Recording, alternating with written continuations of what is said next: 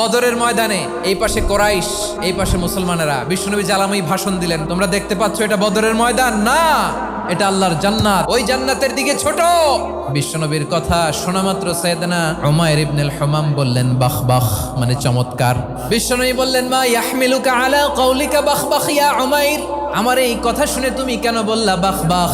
ইয়া রাসূলুল্লাহ, আপনার এই কথা শুনে আমি বড্ড খুশি হয়েছি, আর আমি প্রত্যাশা করছি আমি যদি ওই জান্নাতের মালিক হতে পারি তাহলে কতই না ভালো হতো। সুবহানাল্লাহ বলেন। বিশ্বনবী বললেন উমাইর আনতা মিন আহলিহা, তুমি ওই জান্নাতের অধিবাসী, তুমি জান্নাতি। উমাইর চিন্তা করলেন আমি জান্নাতি, নবীর মুখ দিয়ে যখন বেরোইছে ওই জান্নাতে তো আমার ঢুকতেই হবে, কিন্তু হাতে 3টা খেজুর খেয়ে যদি জিহাদের ময়দানে যায় তাহলে জান্নাতে যেতে তো দেরি হয়ে যাবে।